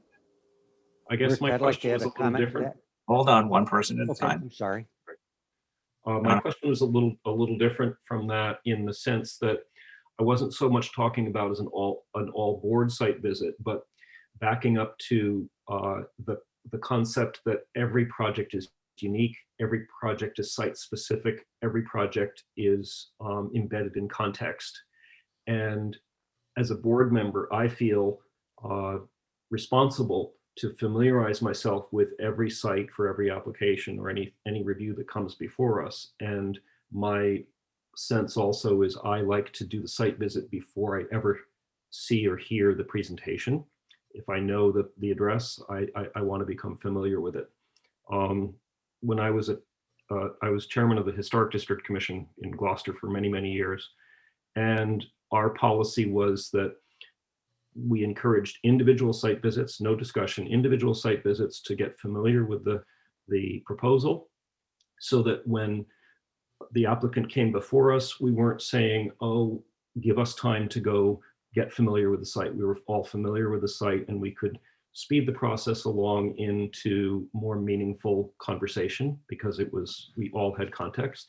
So that's kind of where I was coming from with that question. So I'm just wondering how the rest of the board feels about that. May I I? can tell you that I feel the same in terms of my own personal practice. Since a year ago, anything that's come up prior to meetings, I tend to, after I get my coffee in the morning, drive by whatever site is now known to me. Even a couple of months back, Rick, you made mention of some site on, not Rock Maple, the one next to it. Cutler, yeah, some project down there. And you said drive by if you could. I did the same the very next day with my coffee in hand, So I do that just as personal practice. Defer to the group on whether we make it part of the code of conduct. But yeah, I mean, it feels instinctual if you're going to be weighing in on these things to know a bit more than what you're I told. think as long as Patrick gives us as much advance lead, we're looking, somebody's going to come in with a project on 486 Asbury Street or whatever, before it gets to our doorstep.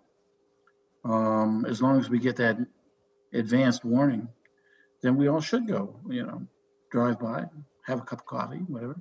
Yeah, and I think this gets to the general preparation, and I think that's in the code of conduct, is that people on the planning board have a duty to actually read bylaws and read the information that Patrick's sending to us, and be respectful that other people are doing the same. And certainly site people should be as well informed, taking their own time to do a site visit and take a look at the property to understand the particular characteristics to do that. So by all means, I would encourage all the planning board members to be as prepared, knowledgeable, informed as possible. Because you're right, we don't want to stop the process and go, well, geez, I've never seen it before. I can't, render an opinion. Well, that's just really, from my perspective, it's really a dereliction of your duty to the planning board to come to a planning board meeting prepared to have an intelligent, informed discussion. And if you're not, that's fine. But that's really why we're all here. We want to make sure we maximize the value of our time, and we're not going around in circles waiting for some member to come up to speed. Yeah, I would concur with Jonathan that first of all sites are not the same, but there are a lot of them that do require stepping onto the site, doing a site walk to really appreciate what are the subtleties of the property. Where the tree stands, what are the natural features, the views, and so forth. None of that could come across on a drawing to the same effect that actually being on the ground. And I'm not sure what Jonathan was asking. What is the procedure to call a site visit? If a majority of us decided that would be useful, what would the procedure be with the planning board now? That's exactly what would happen if the majority of the board felt it important to have a site walk, group site walk, with the applicant or on their own. And that certainly might happen at 133 Essex because it is a 60-acre piece of property. Then the board member like yourself or Jonathan or any board member can say, I think it would be appropriate for the board to conduct a publicly advertised site visit to gather more information on that site. Right. So. Yeah, I agree. I think, yes, Nardi, can I say this here? I was trying to get him before. Please. Oh, go ahead. Yes. Thank you. I think there's two separate issues. One is to go and do the site visit in a group or individually is absolutely good. On the other hand, if you do it as a group, you can't discuss it in terms of decision making. You can only discuss it in terms of, okay, that's tree A. what kind of tree is it, that kind of thing. But it can't be anything that would relate to, I think that tree should go, and then somebody else says, yeah, I think that tree should go too. The piece that's new for me is, I mentioned that I was on the Historic District Commission for many, many years. And the great thing about that was it was very clear cut. Our jurisdiction was only what was visible from a public way. Well, now you're guaranteed you never have to trespass to fully understand what's in your jurisdiction. The more challenging thing with the planning board is that really to understand a site, you kind of need to be on the site, which means that technically you're trespassing. So it comes up as sort of in individual site visits, and if there's an organized group site visit, make it easier because then you can contact the applicant. So I just wanted to bring this all out so that I'm clear on it and clear about expectations, clear on everybody's attitude about it, and that was why I brought it up. I would just say that I'm not sure it should be in the code of conduct per se, because I think, as Rick says, we all have an obligation to inform ourselves of what's before us. If we can do that safely without endangering ourselves, risking arrest because of trespassing, we can do that. I mean, for example, I think that there used to be a trail across that 4 acres that was it's owned by Peter Britton, where the Harbor Light project is to be. So, but you can really evaluate that site from Asbury, or even, just, walking a few 10 or 20 yards off the road. So I don't think there's any risk of trespass there. But so I just don't know that that's something, it's so specific that the code of conduct is more general. And so obviously if the planning board members can evaluate the site on their own, that's fine. If there's any issue with trespassing or something like that, then a more formal site visit, I think, is warranted. And it could happen anyway, just to have different features pointed out that an individual who is not an architect or an engineer might miss just walking on their own. So yeah. I don't know if anybody agrees with me on that. Basically, yeah. I've forgotten what I'm going to say, but they're two separate issues and they're two separate things. I'm sorry. Yeah, I don't think this would be part of the code of conduct, although suspect. Not at all. I suspect we will wind up doing something similar to this on 133 Essex Street, because the part of the development project, which is open space, that's very clear. You can see all that from the street. But there's a huge area of 30 acres of ledge behind that.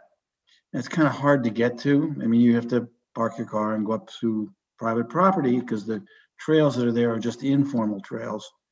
And you can't get a sense about how visible those houses will be from Essex Street, or what, how much the neighbors will actually see of the development without actually getting up into that ledge. That is a bit of a hike, actually. So my point wasn't to press that it go in the code of conduct, really just to have an open discussion about it, because I think it will become critical as some of these larger projects come before us. That's all. Yeah. Yep. Well, thank you for bringing that up. So unless there's any other issues that people want to cover, then I'm going to entertain a motion to adjourn. So moved. Motion to adjourn. Sorry, we had two people. We were both talking. Go ahead, Bill. Make the motion to adjourn. Go ahead and second. We have a second. Any discussion? Okay, we'll do a roll call vote to adjourn. Marnie. Marnie Crouch, aye. Corey. Cory Beaulieu, aye. Emil. You get to vote here. You get to vote here. Emil Dahlquist, aye. Okay, Bill. Bill Wheaton, aye. Jonathan. Jonathan Bohr, aye. Richard Boroff. Richard Boroff, aye. And Rick Mitchell, aye. Did I miss anybody? I don't think so. No. Thank you, everybody. Great to see all the new Thank board you. members. Good night. Thank you. Yes, absolutely.